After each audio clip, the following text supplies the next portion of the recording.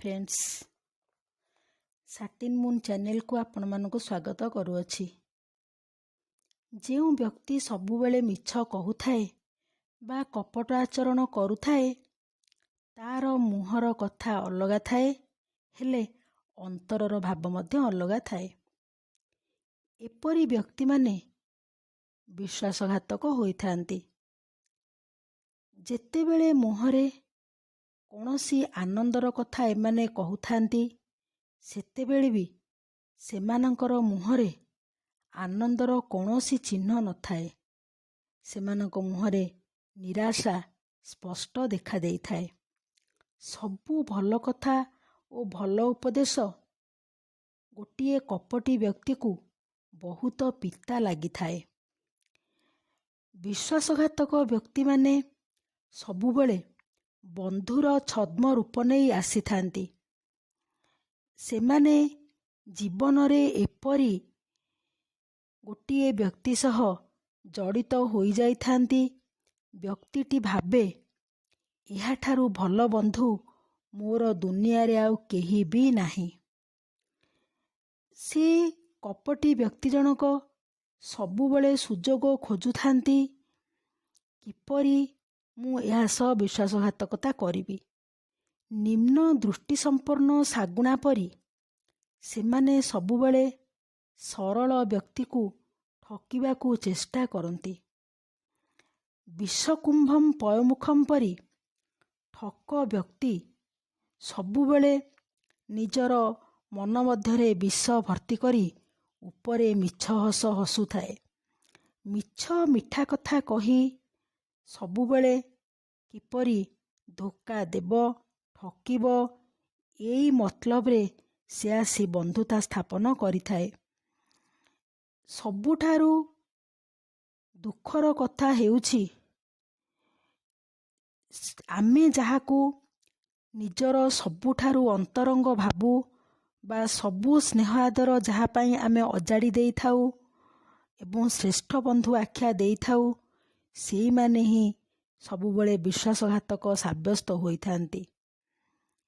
Emotionally blackmail करी emotionally attach होई एमाने गोटिए व्यक्ति को पछरू छुरा मारिबा को आदौ हेले पछांती नहीं। जेपरी गोटिए विषधर सर्प को आमे जेते आदर जत्न देई रखिले मध्य से निश्चित भावरे सुजोग पाइले आमको चोट मारी थाए, फलरे प्राणहानि होई थाए। सेहीपरि विश्वासघातक व्यक्ति माने मिछ संपर्क स्थापन करी मिठा कथा कही सबुबले जीवन को अत्यंत कष्टदायक करिथांती। जेतेबेले धोका देई व्यक्तिटी आम मानक जीवनरू चली जाई थाए आमे माने दुखरे भांगी पड़ी थाऊ। एपरी केतेक क्षेत्र रे देखा जाइछि केतेक कॉलेज छात्र बा एपरी जो माने संपूर्ण परिपक्व बयस प्राप्ति करनाहांती सेमाने एई धोका पाई विश्वासघातकता पाई डिप्रेशन को चली जाती एवं परिस्थिति एते भयावह होई थाए सबुबले भाबी भाबी सेमाने शेषरे निजर जीवन हारिबा को पछाई नथांती। आत्महत्या को निजर सर्वश्रेष्ठ पथ रूपे सेमाने बाछि देई थांती। हेले सांग माने आमे सबुबले ध्यान रखिबा दरकार जेउ व्यक्तिटी आम सहित आसी मिसुछि से किए तार हाव भाव गति विधि लक्ष्य करी तार मुहर भंगी लक्ष्य करी से किपरि आमको प्रश्न करुछि तार प्रत्येकटी पदक्षेप को आमे जदि ध्यान देबा तेबे हुए तो आमे बंची पारिबार किछिटा चांस रहिछि। काहेकि ना देखंतु धरिनियंतु गोटिए व्यक्ति जदि विश्वासघातक बा ठकिबा को आसी थाए से सबुबेले इच्छा करे आमको किपरि मिठा मिठा कथा कही से आमको बहुत खुशामद करिथाए। इते आमको से प्रशंसा करिथाए। सबले प्रशंसार केते गुड़िए लक्षण अच्छी। जड़े ठक व्यक्तिर जड़े विश्वासघातकर बहुत गुड़े लक्षण अच्छी। ଯେପରିକି ସେ ସବୁବେଳେ ମିଛ ପ୍ରଶଂସା କରିଥାଏ। ବହୁତ ଆମକୁ ଆମେ ଯେଉଁ ସ୍ତରର ନୁହେଁ ସେହି ସ୍ତରଠୁ ଅଧିକ ବି ଆମକୁ ସେ ପ୍ରଶଂସାରେ ପୋତି ଦେଇଥାଏ। ସବୁବେଳେ ବହୁତ ଦେଖେଇ ହୋଇ ସମ୍ପର୍କ ସ୍ଥାପନ କରିବାକୁ ଇଚ୍ଛା କରିଥାଏ। ଆମର ସାଂସ୍କ୍ରିଟରେ ଗୋଟିଏ ଶ୍ଲୋକ ଅଛି, ଅଜ୍ଞାତ କୁଳଶୀଳସ୍ୟ ବାସୋ ନ ଦେହ। କୌଣସି ବ୍ୟକ୍ତି ଯଦି ଆମ ସହ ଆସି ମିଶୁଛି, ଆମେ ଯେ ପର୍ଯ୍ୟନ୍ତ ଜାଣିନାହେଁ ସିଏ କିଏ, କ'ଣ, କେଉଁଠୁ ଆସିଛି, ତା'ର ବ୍ୟାକଗ୍ରାଉଣ୍ଡ କ'ଣ, ସେ ବ୍ୟକ୍ତିଟିର ପ୍ରକୃତି କ'ଣ, ସେ ପର୍ଯ୍ୟନ୍ତ ଆମେ ତାକୁ ଆମ ମଧ୍ୟରେ ସ୍ଥାନ ଦେବା ନାହିଁ କି ବନ୍ଧୁ ରୂପରେ ଗ୍ରହଣ କରିବା ନାହିଁ। ହେଲେ କେତେକ କ୍ଷେତ୍ରରେ କ'ଣ, ଅଧିକାଂଶ କ୍ଷେତ୍ରରେ ବି ଦେଖାଯାଇଛି ଆମର ପ୍ରିୟ ପରିଜନ ଏବଂ ଜ୍ଞାତି କୁଟୁମ୍ବ ବି ଆମମାନଙ୍କ ସହ ବିଶ୍ୱାସଘାତକତା କରିବାକୁ ପଛାଇ ନଥାନ୍ତି। ତେଣୁ ଏ ଦୁନିଆର ସବୁଠାରୁ ଭୟଙ୍କର ବିଷ ବା ଏ ଦୁନିଆର ସବୁଠାରୁ ଯଦି ଦର୍ଦନାକ କଷ୍ଟ କିଛି ଥାଏ, ତାହା ହେଉଛି ଧୋକାରେ ପଡ଼ିବା ଏବଂ ବିଶ୍ୱାସଘାତକ ଲୋକ ଦ୍ୱାରା ଶିକାର ହେବା।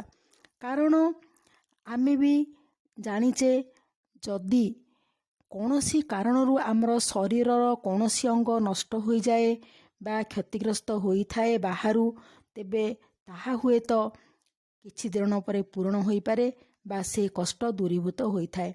ହେଲେ ମନରେ ଲାଗିଥିବା ଆଘାତ ବା ହୃଦୟରେ ଲାଗିଥିବା ଆଘାତ ଅପୂରଣୀୟ। ସେଭଳି କ୍ଷତ କେବେ ହେଲେ ଶୁଖେ ନାହିଁ କି ଆମେ କେବେ ହେଲେ ସେ କ୍ଷତରୁ ନିସ୍ତାର ପାଉନାହିଁ। ଅଧିକାଂଶ ବହୁ ପରିସ୍ଥିତିରେ ଦେଖାଯାଇଛି ଧୋକା ଏବଂ ବିଶ୍ୱାସଘାତକ କାରଣ ହିଁ ହେଉଛି ସର୍ବଶ୍ରେଷ୍ଠ ମାର୍ଗ, ଯାହା ଜଣକୁ ଧ୍ୱଂସ କରିଥାଏ। ଧ୍ୱଂସ ଜଣଙ୍କର ମନ, ଶରୀର, ଧନ ସବୁକିଛି ଜଣେ ବିଶ୍ୱାସଘାତକ ବ୍ୟକ୍ତି ବହୁତ ସହଜରେ ଧ୍ୱଂସ କରିଦେଇଥାଏ। ମୋର ପ୍ରିୟ ସାଙ୍ଗମାନେ, ଆମେମାନେ ଯଦି ଭଲ ଭାବେ ପ୍ରତ୍ୟେକଟି ବ୍ୟକ୍ତିର ଗତିବିଧିକୁ ପରୀକ୍ଷା ନିରୀକ୍ଷା କରିପାରିବା, କେତେ ଦୂର ସେ ଆମ ସହ ବନ୍ଧୁତ୍ୱ ସ୍ଥାପନ କରୁଛି, ତା'ର କଥା କହିବାର ଶୈଳୀ କିପରି, ସେ କ'ଣ କରୁଛି, କେଉଁ କେଉଁ ପ୍ରଶ୍ନ ଆମକୁ କରୁଛି ଏବଂ ସେ କ'ଣ ରିଅଲି ଚାହୁଁଛି, କାହିଁକି ମିଛରେ ଏତେ ପ୍ରଶଂସା ଆମକୁ ସେ କରୁଛି, ଆକ୍ଚୁଆଲି ତା'ର ଉଦ୍ଦେଶ୍ୟ କ'ଣ, ଏହାକୁ ଯଦି ଆମେ ଉପଯୁକ୍ତ ଭାବେ ନିରୀକ୍ଷଣ କରିପାରିବା, ଆମେ ହୁଏତ ଧୋକେବାଜ ବା ବିଶ୍ୱାସଘାତକ ମାନଙ୍କ ଠାରୁ ନିଜକୁ ରକ୍ଷା କରିପାରିବା। ଧନ୍ୟବାଦ।